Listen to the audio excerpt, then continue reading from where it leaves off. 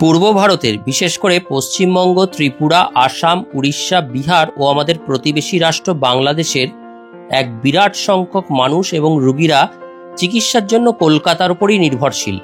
এই চ্যানেলটির মাধ্যমে আমরা কলকাতার বিখ্যাত হসপিটালগুলোতে ভর্তির প্রক্রিয়া এবং সেখানে চিকিৎসা পদ্ধতির সম্পূর্ণ তথ্য তুলে ধরার চেষ্টা করব এবং আগামী দিনে ভারতের বিখ্যাত হসপিটালগুলির যথা দক্ষিণ ভারত, পশ্চিম ভারত ও উত্তর ভারতেরও নামি দামি গভর্নমেন্ট এবং প্রাইভেট সমস্ত হসপিটালগুলোতে ভর্তি এবং চিকিৎসা প্রক্রিয়ার সমস্ত তথ্য তুলে ধরারও চেষ্টা করব। এই পর্বে আজ আমরা চলে এসেছি দক্ষিণ কলকাতার একটি বিরাট ঐতিহ্যবাহী প্রাইভেট হসপিটাল দ্য বেলভিউ ক্লিনিকে। 1967 সাল থেকে দীর্ঘ 58 বছর এই প্রাইভেট হসপিটালটি তার পরিষেবা দিয়ে চলেছে পশ্চিমবঙ্গের স্বাস্থ্য খাতে। বহু বিখ্যাত বাঙালি, শুধু বাঙালি কেন, বহু বিখ্যাত ভারতীয় এই হসপিটালে বিভিন্ন সময়ে পরিষেবা নিয়েছেন। কে নেই তাদের মধ্যে? কিশোর কুমার থেকে উত্তম কুমার, সত্যজিৎ রায় থেকে সৌমিত্র চট্টোপাধ্যায় এবং অতি সম্প্রতি সুচিত্রা সেন, মহানায়িকা সুচিত্রা সেনও এই হসপিটালে কিন্তু চিকিৎসা নিয়েছেন।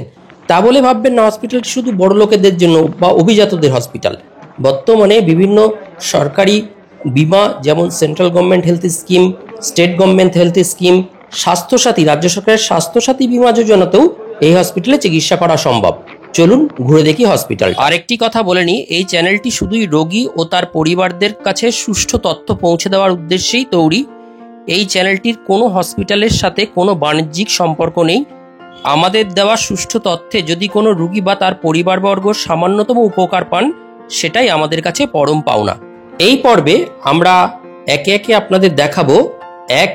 বেলভিউ হসপিটালের ঠিকানা, 2. বিভিন্ন প্রান্তিক জায়গা যেমন হাওড়া, শিয়ালদা, দমদম এয়ারপোর্ট বা নেতাজি সুভাষ বোস ইন্টারন্যাশনাল এয়ারপোর্ট থেকে বাইরের রুগীরা বা বিভিন্ন মেট্রো করে কি করে রুগীরা বেলভিউ হসপিটালে আসবেন।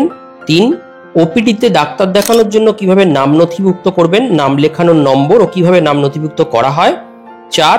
এখানে বিভিন্ন ক্যাটাগরির বেড ভাড়া এবং বিভিন্ন ক্যাটাগরিতে নাম রেজিস্টার করতে তার চার্জ কত। 5. রাজ্য সরকারের স্বাস্থ্যসাথী বিমা এখানে আছে কিনা। 6. অন্যান্য কি কি বিমা বা মেডিকেল বিমা এখানে চলে বা ব্যবহার করা যেতে পারে। 7. কি কি মেডিকেল ও সার্জিক্যাল ও স্পেশালিটি চিকিৎসা হয়। 8. আন্তর্জাতিক রোগীরা কি করে এখানে যোগাযোগ করবেন।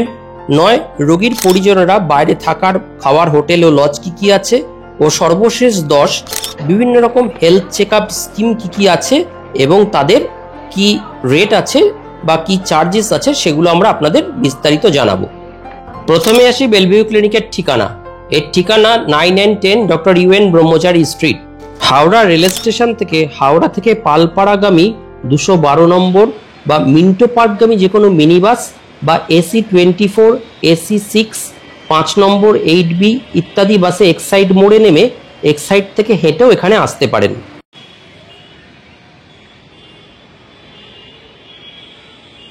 এছাড়া যারা শিয়ালদা স্টেশন থেকে আসবেন তারা 230, 234, 21, 21/1 এই বাসগুলোতে মিন্টো পার্ক হয়ে যেগুলো এক্সাইড মোড় যাচ্ছে সেগুলোতে এসে এই মিন্টো পার্কে নামবেন। মিন্টো পার্কেরই বর্তমান নাম শহীদ ভগৎ সিং পার্ক। আর যারা মেট্রো রেলে আসবেন তারা দক্ষিণেশ্বর বা কবি সুভাষ এই দুটো প্রান্তিক স্টেশনে যে কোনো জায়গা থেকে মাঝে উঠে মেট্রো রেলে এসে ওই রবীন্দ্র সদন বা এক্সাইডে নামবেন। সেখান থেকে মিন্টো পার্কের দিকে রাস্তা ধরে কিছুটা হাঁটলেই প্রথমে মিন্টো পার্ক, তারপর বেলভিউ ক্লিনিকে এসে পৌঁছানো সম্ভব। আর যারা ফ্লাইটে আসবেন কলকাতার বাইরে থেকে বা বিদেশ থেকে, তারা নেতাজি সুভাষ আন্তর্জাতিক বিমানবন্দরে নেমে সেখান থেকে ক্যাব করে সোজা আপনি বেলভিউতে এসে পৌঁছাবেন। এই মিন্টো পার্কের পাশ ধরে সোজা হেঁটে চলে গেলেই রাস্তা দিয়ে, ফুটপাথ দিয়ে প্রথমে পড়বে এই বেলভিউ ক্লিনিকের ভেতরেই প্রিয়ংবদা দেবী আই হসপিটাল। তারপরেই আপনারা গিয়ে পড়বেন বেলভিউ ক্লিনিকের মূল এন্ট্রান্সের দরজায়। এই হলো মূল এন্ট্রান্সের দরজা। রাস্তা পার হয়ে বা যদি পার্কের একদম পাশ দিয়ে আসেন তাহলে রাস্তা পারও হতে হবে না। এই রাস্তা পার হয়েই আপনি বেলভিউ ক্লিনিকের একদম দরজায় গিয়ে পৌঁছাবেন। এখানে পার্কিংয়ের খুব সুন্দর ব্যবস্থা আছে। যারা নিজেদের 4 চাকায় আসবেন তারা ভেহিকেল অনায়াসে পার্ক করে রাখতে পারবেন। এইখান দিয়ে ভেহিকেল পার্কিংয়ের জায়গায় যাওয়া যায়। ভেহিকেল পার্কিং প্রতি ঘন্টায় 40 টাকা। এর তলায় এই প্রিয়ংবদা দেবী আই হসপিটাল প্রথমে পড়ে, ওই ক্যাম্পাসের ভেতরেই এর তলাতেই আন্ডারগ্রাউন্ডে রাখা যায় পার্ক করে গাড়ি।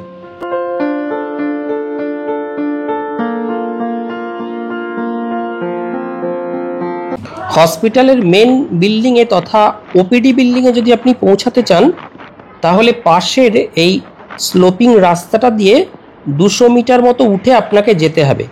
এই স্লোপিং বে উঠে 200 মিটার মতো গেলেই আপনি পৌঁছাবেন হসপিটালের যেখানে ওপিডি ক্লিনিকগুলো চলে, এছাড়া বিভিন্ন টেস্ট যেগুলো হয় সেই জায়গায় গিয়ে আপনি একদম ফার্স্টেই পড়বেন হসপিটাল রিসেপশনে।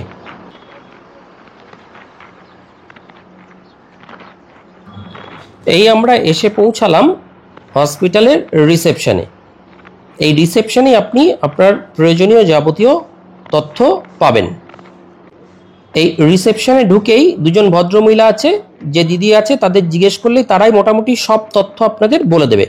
তাছাড়াও এখানে এরকম একটি ক্যাটালগ বিভিন্ন রাখা আছে, এখান থেকে আপনি বিভিন্ন বিষয়ে হেলথ চেক আপের চার্জ কত, বিভিন্ন ক্লিনিক কোন টাইমে চলছে, সর্বোপরি একদম বিনামূল্যে একটি গাইড বই পেয়ে যাবেন। আর এই গাইড বইটি অতীব গুরুত্বপূর্ণ। এখানেই ওনাদের সমস্ত কিছু ইনফরমেশন খুব সুন্দর করে দেওয়া আছে।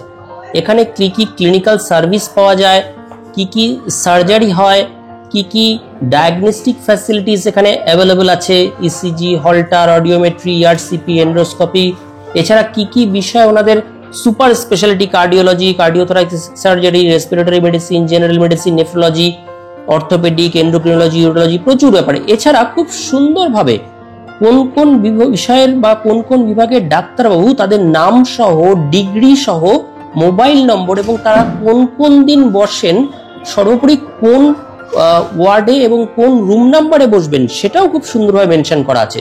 প্রতিজন ডাক্তারবাবুর নাম, তার ডিগ্রি, তার মোবাইল নাম্বার এবং তিনি কোন দিন বসেন খুব সুন্দর করে কিন্তু এটা দেওয়া আছে। এত সুন্দর গাইড বই কিন্তু সব জায়গায় চট করে অ্যাভেলেবল হয়ও না। যাই হোক, এবং সর্বোপরি এই বইটারই একদম লাস্ট পাতায় ওনাদের বিভিন্ন হেলথ চেক আপ প্যাকেজ, যেমন comprehensive health check up, cardiac health check up, diabetic package ইত্যাদির বিস্তারিত বর্ণনা দেওয়া আছে। ওপিডিতে কিভাবে ডাক্তার দেখানোর জন্য অ্যাপয়েন্টমেন্ট করবেন, দুটি ফোন নাম্বার দিলাম, একটি ল্যান্ডলাইন ও একটি মোবাইল নাম্বার। সকাল 9টা থেকে বিকাল 5টার মধ্যে অ্যাপয়েন্টমেন্টের জন্য ফোন করতে হবে, ওনারাই সব ডিটেলস বলে দেবেন। এবার আপনাদের জানাই পেশেন্ট অ্যাডমিশনের জন্য এনকোয়ারি বা অ্যাডমিশনের জন্য হেল্পলাইন বা এমার্জেন্সি ফোন নাম্বার এবং কোন বেডে ভর্তির রেন্ট কত সেটাও চার্টের মাধ্যমে, যেটা আমি পেয়েছি ওখানে মার্চ 2025-এ, সেটা এই চার্টটা আমি এখানে দিয়ে দিলাম। আর এর পাশেই দিলাম দৈনিক প্রতি বিভিন্ন বেডের যে চার্জ ওনাদের সেটার তালিকা। এবার আপনাদের জানাবো এই হসপিটালে স্বাস্থ্যসাথী বীমা আছে কিনা।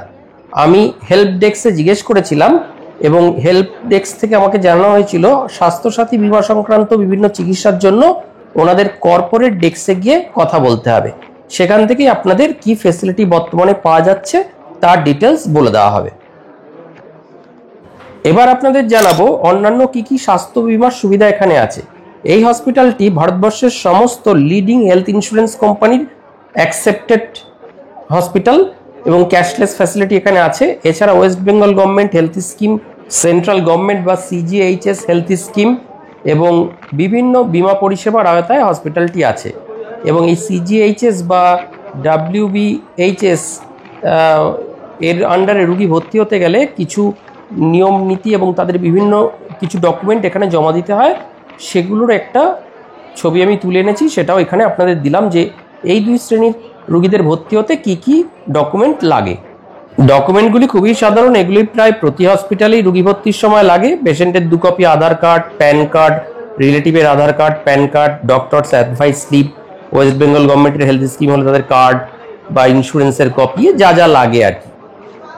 এবার আসি এই হসপিটালের চিকিৎসা ব্যবস্থা ও কি কি বিষয়ের উপর এখানে সুচিকিৎসার ব্যবস্থা আছে সে বিষয়ে আপনাদের জানানোর জন্য।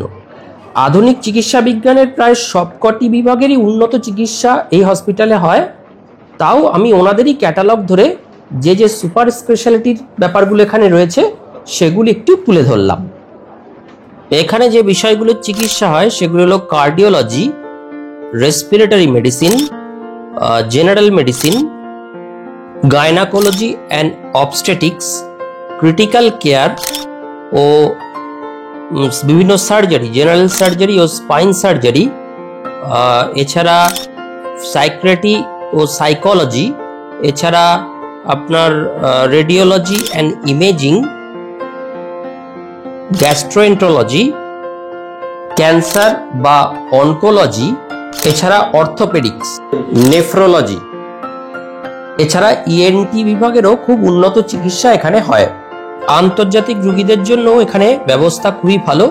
তারা পাসপোর্ট, ভিসা এগুলো দেখিয়ে এখানে হসপিটালে ভর্তি হতে পারবেন এবং অবশ্যই তাদের একটি ইন্ডিয়ান সিম কার্ড সংগ্রহ করতে হবে, যার মাধ্যমে হসপিটাল সেই রোগীর আত্মীয় বা রোগীর লোকজনের সাথে যোগাযোগ রাখবে। অতএব একটি ভারতীয় সিম কার্ডও তাদের পাসপোর্ট, ভিসা দেখিয়ে নিতে হবে।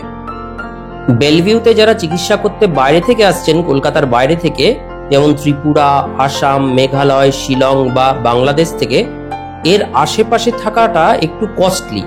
আপনারা যদি একটু 3 কিলোমিটার দূরে নিউ মার্কেটের কাছে বা মার্কুরিয়াস স্ট্রিটের দিকে বা মির্জা গালিব স্ট্রিটের দিকে চলে যান, সেখানে প্রচুর হোটেল পাবেন, যেগুলোতে আপনারা স্বচ্ছন্দেই আপনাদের বাজেট হোটেল খুঁজে থাকা এবং খাওয়ার হোটেল নিয়ে অনায়াসে রোগীর চিকিৎসা চলাকালীন এখানে থাকতে পারবেন।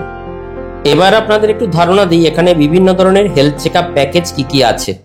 যেমন কম্প্রিহেন্সিভ হেলথ চেকআপ প্যাকেজ আছে 6,300 টাকার, কার্ডিয়াক প্যাকেজ আছে 4,100 টাকার, ডায়াবেটিক প্যাকেজ আছে 3,200 টাকার, এক্সক্লুসিভ এক্সিকিউটিভ প্যাকেজ আছে 4,500 টাকার। তার মধ্যে যদি টিএমটি নেন, মানে ট্রেডমিল টেস্ট হয়, তাহলে 5,500 টাকা। আর রেনাল প্যাকেজ আছে 2,800 টাকার, স্ট্যান্ডার্ড হেলথ চেকআপ প্যাকেজ আছে 1,900 টাকার, মহিলাদের জন্য অ্যাবাভ 40 ইয়ার্সের আছে 5,200 টাকার, বিলো 40 ইয়ার্সে আছে 2,700 টাকার, সিনিয়র সিটিজেন প্যাকেজ আছে 4,750 টাকার, ইউরোলজি প্যাকেজ আছে 2,250 টাকার। এগুলো সবই ওনাদের ওই ইনফরমেশন বুকলেটে আপনারা পেয়ে যাবেন। এবার হসপিটালে ঘোরাঘুরি তো অনেক হলো, চিকিৎসা হলো, খিদেও পেয়ে গেছে। তলায় চলে যান বেসমেন্টে, ওদের যেখানে গাড়ি পার্কিংয়ের ব্যবস্থা আছে তার ভেতর দিয়েও যাওয়া যায়। খুব ভালো বড় রেস্টুরেন্ট আছে, সব কিছুই পাবেন। ভেজ থালি, ধোসা, আমি একটি ধোসা নিয়েছিলাম, মশালা ধোসা, ভেজ থালি, ধোসা, চা, কফি, চপ সবই পাওয়া যায়। খাওয়া দাওয়া করে চলে আসুন, যদি ঘোরার সময় থাকে বা বাচ্চা কাচ্চা থাকে, পাশের এই শহীদ ভগৎ সিং পার্ক বা মিন্টো পার্কে খুব সুসজ্জিত এই পার্কটিও রক্ষণাবেক্ষণ করে বেলভিউ কর্তৃপক্ষ। ভেতরে কিছু ওই পোষা খরগোশ টরগোশ আছে, বদ্রি পাখি, বাচ্চাদের নিয়ে আসলে বাচ্চাদের হুটোপুটি করতে ভালোই লাগবে। কিছু বাচ্চাদের খেলনার দোলনা টোলনাও আছে, সেগুলো দেখেও আপনাদের বাচ্চারা আনন্দ পাবে, বাচ্চাদের একঘেয়েমিটা কেটে যাবে। পার্কটি মোটামুটি বেশ শান্ত নিরিবিলি, বয়স্কদেরও বসে খানিকটা সময় কাটাতে খুব একটা খারাপ লাগবে না।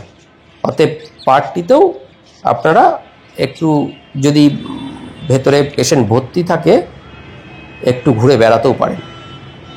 ঘুরতে ঘুরতে হট করে দেখি এক ঝাঁক রাজহাঁসের দল। সে আমাকে দেখতে পেয়ে তাদের কি চিৎকার, একটু ছবি তুলবো তা না, মুখ বাড়িয়ে কা কা কা কা করে সে কি চিৎকার করছে, এই সেই রাজহাঁস।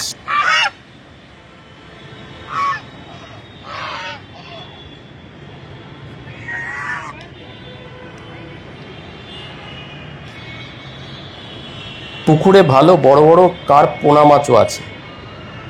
আর ওই দূরে বেলভিউ ক্লিনিক। দুপুরবেলা বাচ্চারা কেউ নেই, বড়রাই বসে দোল খাচ্ছে। মোটামুটি বড়রা এবং বাচ্চারা আসলে বাচ্চাদেরও এইসব দেখেই সময় কেটে যাবে।